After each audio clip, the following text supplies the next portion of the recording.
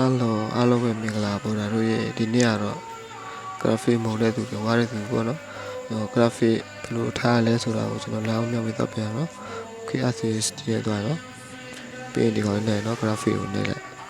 ပြီးဒီမှာ၄ခုရှိနော်ဒီ lobby ဟာ home ကတော့အဲ့လောက်ထိတော့အရင်မရှိဘူးနော်ဒီကောင်လေးထားနော်ဒီကောင်ကို customer မှာထားနော်ဟောလေ customer မှာထားမယ်ပြီးဒီကောင် graphic နော် graphic က smooth မှာထားနော် smooth ကတော့ပိုအဆင်ပြေပြီးဒီကောင် frame rate နော်ကို fps ဘယ်လောက်ရပါတော့ဒီလိုအမြင့်ဆုံးရတယ်ဆိုတော့ကို fps ကိုအမြင့်ဆုံးတင်ထားတယ်ပေါ့နော်ကျွန်တော်60ရဆိုတော့60ပဲထားတယ်နော်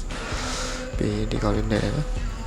ပြီးကိုဖုန်းမှာကျွန်တော်28ရှိတယ်ဒီမှာ4ရှိတယ်ဘယ်လောက်ထိရပါတော့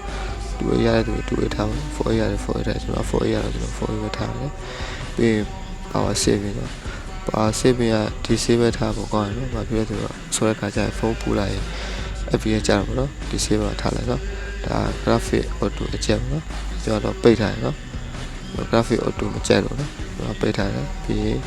ဒီ style ပေါ့နော် colorful တော့ colorful မှာထားတယ်နော်လေးထားတယ်ပြီးဒါအလင်းပေါ့နော်ကျွန်တော်အစိုးရတင်ထားတယ်ဘယ်လိုအစိုးရတင်ထားလဲ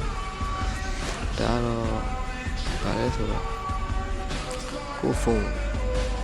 ကြုံချဲ့တယ်ပေါ့နော်ဒီကတော့